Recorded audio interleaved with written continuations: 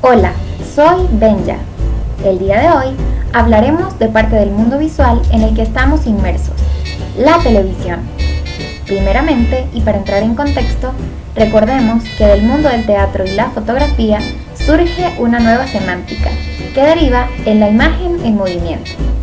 Las imágenes sonido y las palabras imágenes darán cuerpo a la nueva forma de representar el mundo, el cine, del cual se deriva el fenómeno televisivo. Ahora sí, acompáñame en esta aventura.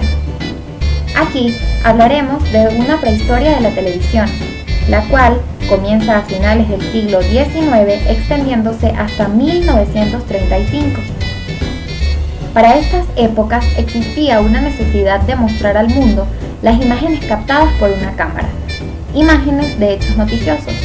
Por eso se tomaron rasgos y códigos del cine para presentarlos: planos, montaje, movimiento, sonido, música.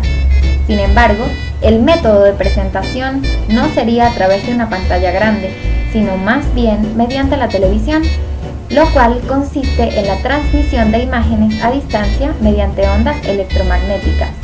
Esto a un gran número de pantallas. En los inicios existían dos modelos de televisión: la mecánica, ideada por John Baird, y la electrónica, creada por el investigador ruso-norteamericano Vladimir Zworykin, teniendo mayor éxito y receptividad este último modelo. La televisión mecánica tuvo su precedente en Paul Newton, quien desarrolló un disco de exploración lumínica en 1884. Dicho disco contaba con 24 agujeros repartidos en forma de espiral.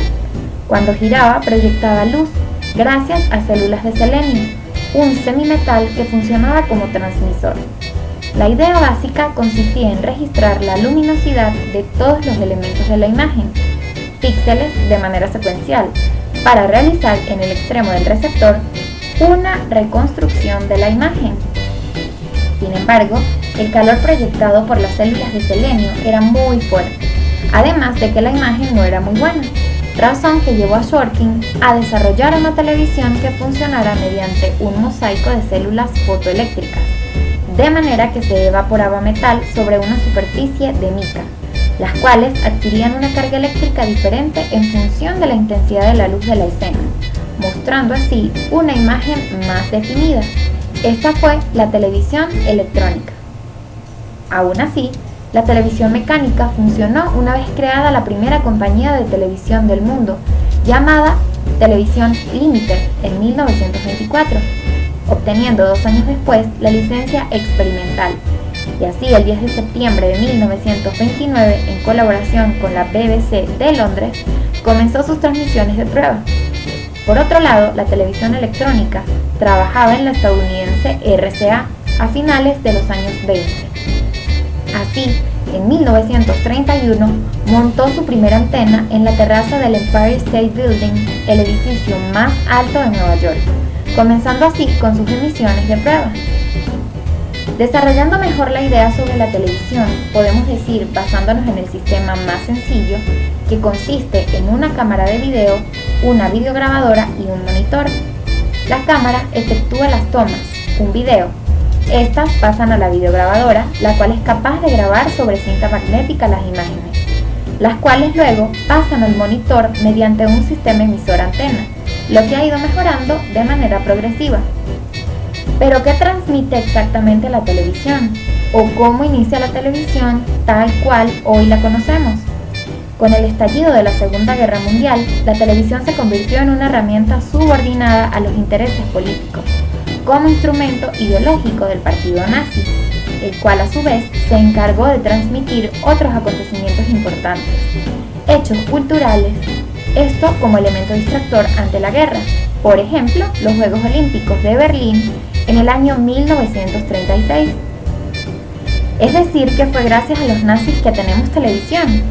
Realmente estos fueron quienes mayor provecho le sacaron al medio, promoviendo así lo que en un futuro se podía hacer con transmisiones, entretenimiento. Por eso, terminada la Segunda Guerra Mundial, la televisión llega a un punto cumbre conocido como el Gran Salto. Su extensión ocurre a nivel mundial. Así, por ejemplo, México y Brasil iniciaron sus emisiones a partir de 1950, Holanda y Argentina en 1951, Venezuela para el 1952 y Bélgica y Canadá para 1953. Esto solo por mencionar algunos países. Es importante destacar que en la mayoría de los casos la cobertura era muy pequeña, es decir, de carácter local, y a diario aparecían pocas horas de emisión, por lo costoso que era estar al aire.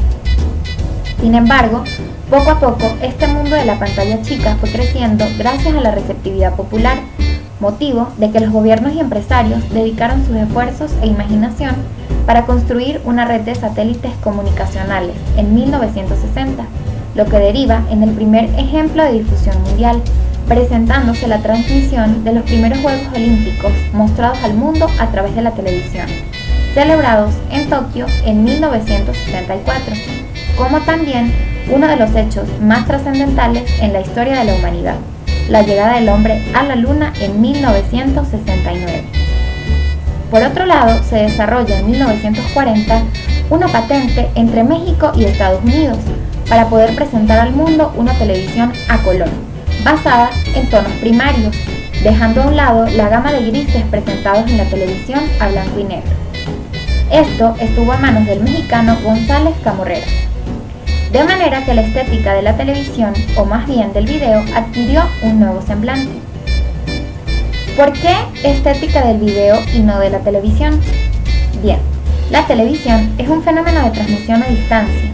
No hay estética en ello, pero sí en lo que transmite, los videos, los cuales no tienen un género en particular, sino que se basan en la heterogeneidad y multiplicidad. En este sentido, y teniendo en cuenta la generalización de los satélites, unida a la digitalización de las señales, que produjo la multiplicación exponencial de canales, la televisión puede tener una estética de lo veloz, de lo efímero y cambiante, gracias al control que se tiene sobre ella y sus canales. La televisión es el espacio del directo, de hechos noticiosos actuales o grabados, pero también es un espacio social con diversidad de contenido, entretenido, educativo o superficial. Es la casa de los narcisos, por ser el mundo del comercio visual. De esta manera, la televisión se apoderó de la publicidad de grandes marcas, importantes en el mundo, como también, gracias a nuevas invenciones tecnológicas, la aparición del Internet, un espacio que le ha permitido a la TV expandir sus fronteras y no depender de líneas de cable ni de postes repetidores, para crear y hacerse un espacio en este mundo digital. En tal sentido, podemos afirmar que la televisión se ha convertido en un medio que refleja respectivamente realidades humanas, aunque mercantilistas en muchos casos, y se puede entender que a pesar de los grandes cambios, la televisión no ha muerto, sino más bien ha entrado en un proceso de mutación y transformación, que sin duda alguna se irá acentuando con el pasar de los años y la necesidad que muchas marcas que tienen éxito gracias a este medio de apertura social necesitan mantener. Hasta luego.